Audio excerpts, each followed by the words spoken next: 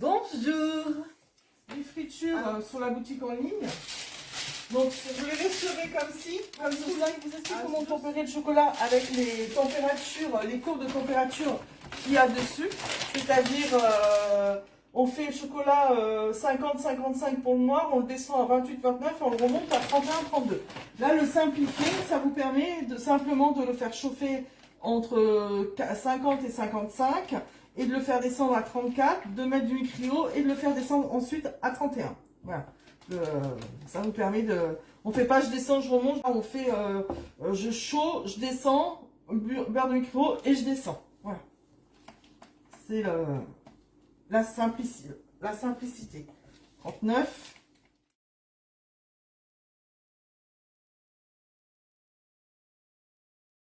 De toute façon, il vaut mieux toujours travailler avec un petit peu plus de chocolat, quitte à refaire une autre, rechauffer son chocolat ou le mettre dans une autre empreinte.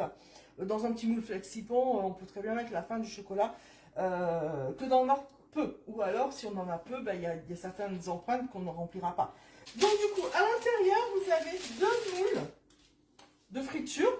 Ce sont des moules qui sont souples, qui sont rigides mais souples à la fois. Donc c'est pas du tout le même travail que avec ces moules là. C'est pas du tout le même travail. Hein.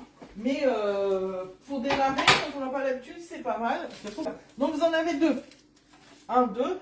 Donc par contre, ce sont des moules qui peuvent être même s'ils sont souples, ce sont quand même des moules que vous pouvez quand même réutiliser. Il faut simplement bien les laver. Alors vous les lavez à l'eau, pas à l'eau savonneuse. Vous les lavez à l'eau et vous les essuyez tout de suite pour éviter le calcaire. Et au moment de vous en servir, vous passez du coton dedans.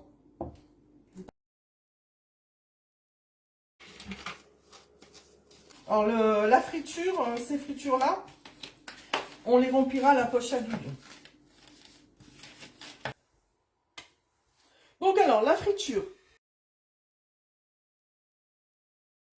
Je vais mettre une plaque à lui, mais je vais lui mettre un truc en dessous parce que je vois rien. Voilà, je vais quand même lui mettre une plaque qui sont en dessous. Voilà, c'est pas mieux, mais bon. Voilà, ça c'est pas mal. Pour les chocolats, je préfère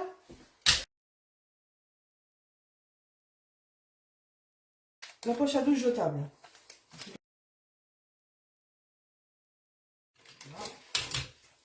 Et je vais mettre donc la poche dans les poches à douille avec les douilles interchangeables, celle-ci. À l'intérieur, il y en a une tout petite. Regardez, le petit trou, il est tout petit. Vraiment tout petit. Bon, je pense que ça peut être pas mal. Bah, du coup, je ne mets pas de douille, mais bon, je me dis, tiens, je vais essayer. Bah, du coup, je fais un tout petit trou. Et avec ma poche à douille, comme ça, je vous dirai si c'est mieux avec la poche à douille ou si c'est mieux sans. Hop. Voilà. Donc, comme j'ai coupé, je vais faire... Ah oui.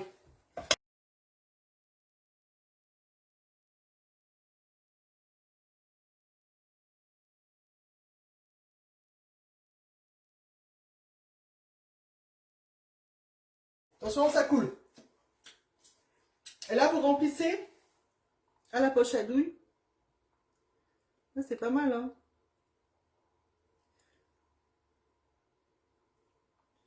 C'est minutieux. Alors, je ne vais pas jusqu'au bout parce que je vais tapoter. En tapotant, normalement, ça devrait permettre à la queue du poisson d'être bien remplie. Si vraiment il en manque, j'en remettrai après.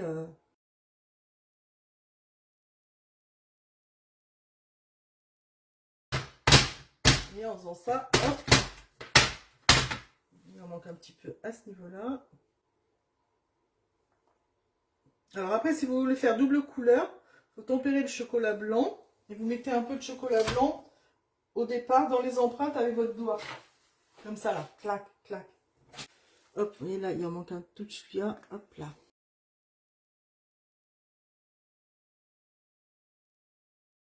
On va essayer tout à l'heure sans l'autre, on la fera sans la poche à douille.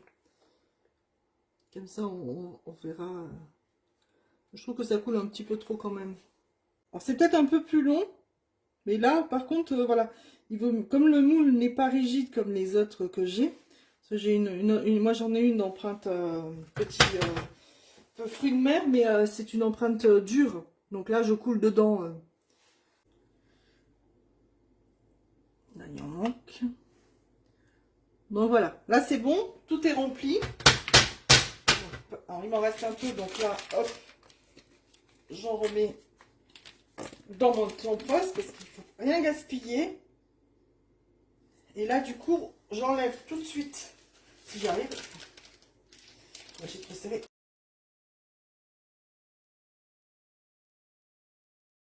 Donc là toujours. Voilà, donc du coup je pense que vous voyez suffisamment. Et tout ça, tout est bien rempli. Donc là on va le laisser figer. Vous voyez là ça déborde. Alors, là vous voyez il y en a une qui a débordé. Ça me permettra de vous montrer quand elles seront faites. Qu'est-ce qu'on va en faire parce que c'est débordé.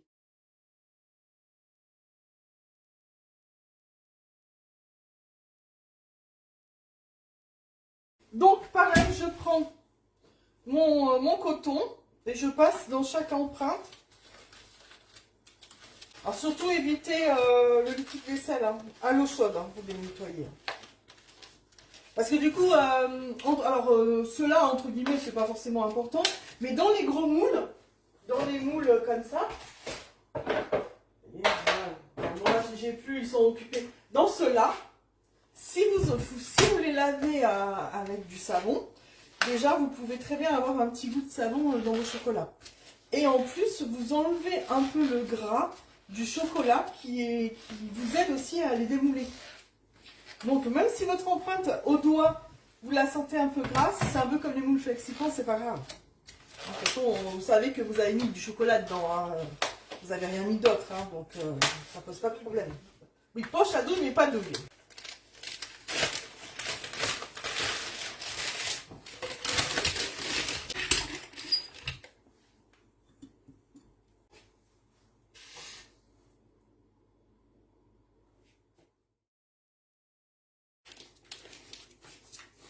Donc là, je vais couper un tout petit peu, comme je fais quand je remplis. C'est ce que je fais quand je remplis mes coques, aussi bien de praliné que de chocolat fondu quand je ferme mes coques.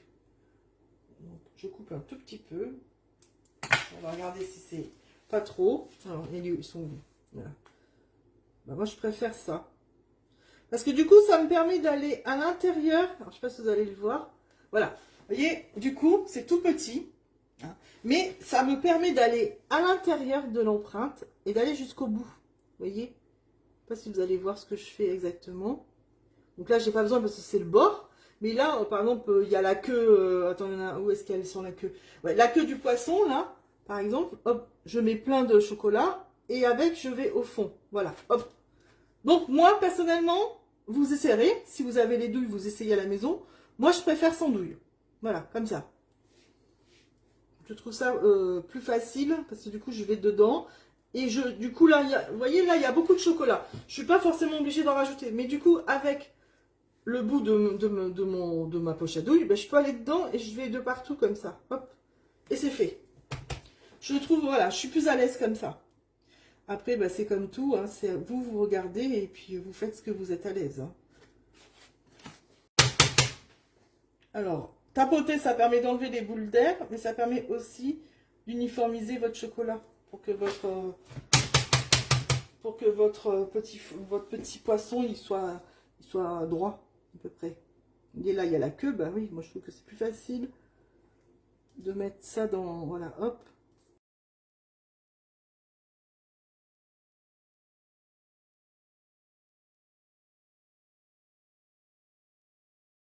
Alors c'est vrai que moi j'ai une préférence pour les moules durs. Parce que maintenant je suis plus à l'aise et puis j'arrive à bien les démouler tout ça. Par contre, les petites fritures dans ces petites moules là, comme ça coûte pas très cher, ça vous permet de vous faire un peu la main sur le tempérage, sur le démoulage, sur le fait de remplir votre moule. Enfin, voilà, ça vous permet de vous faire un petit peu la main.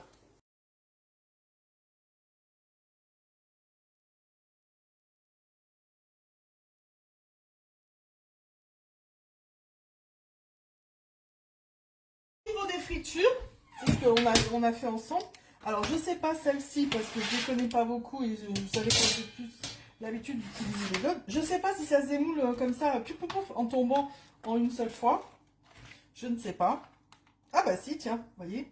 Il y a déjà la moitié qui est tombée. Alors, regardez. Vous voyez? Vous voyez, ça peut se démouler comme ça. Vous appuyez dessus un petit peu, parce que c'est souple, hein. Vous voyez?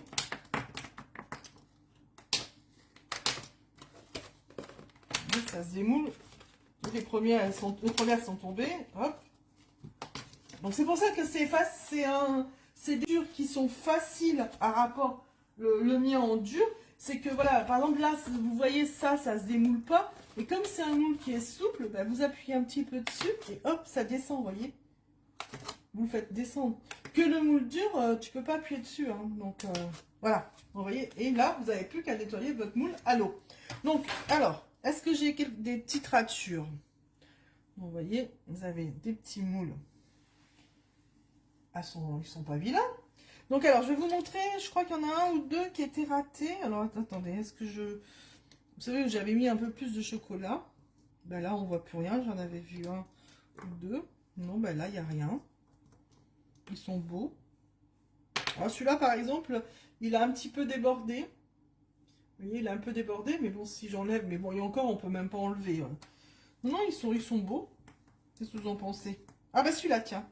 Celui-là, il a un peu débordé. À ce niveau-là, ben, vous enlevez juste la partie en trop avec votre doigt.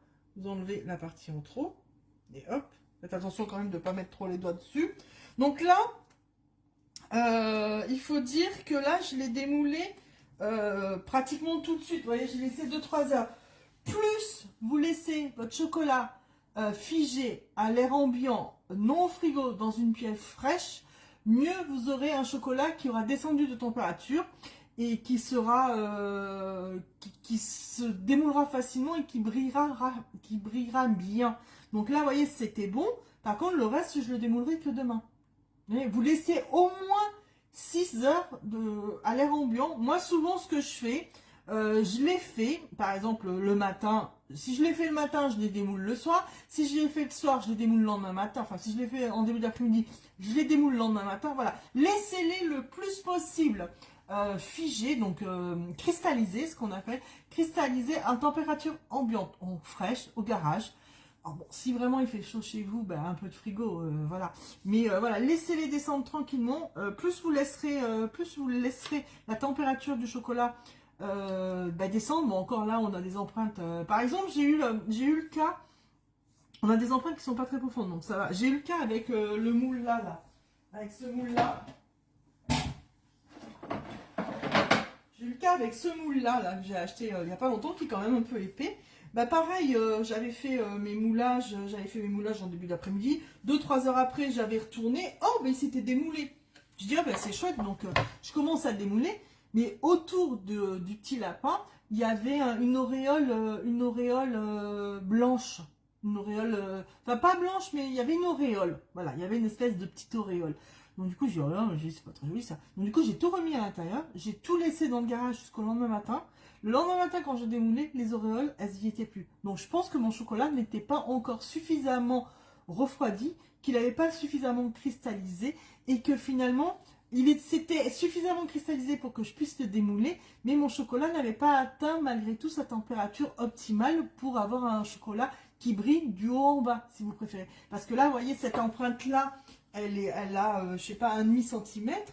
Là, il faut quand même lui laisser le temps pour que le chocolat, il baisse en température sur toute l'empreinte. Donc, c'est ça qu'il ne faut pas être pressé aussi bien au démoulage que au reste. Dessus, tiens, hop. Ah tiens, j'avais dit que j'allais peser. Tiens, je vais vous dire combien ça vous fait de grammes à peu près.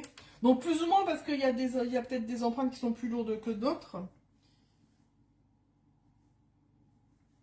Grammes. Voilà, on peut en manger plein.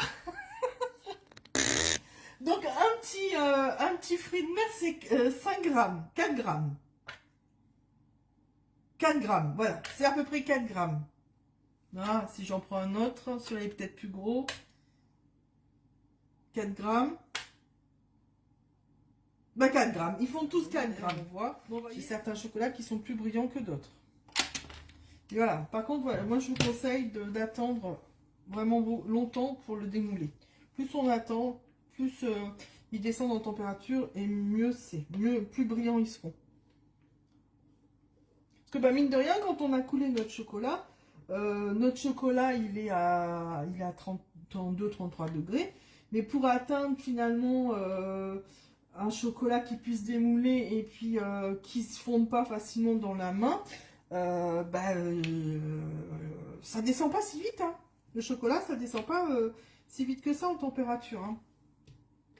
Comme ça. Hein. Voilà, moi j'ai plus de place sur ma planche, donc le reste, il m'en reste un petit peu. Là, j'ai démoulé celle qui était plus grande. Voilà, il m'en reste 3-4 là. Voilà, c'est nous qui l'avons fait.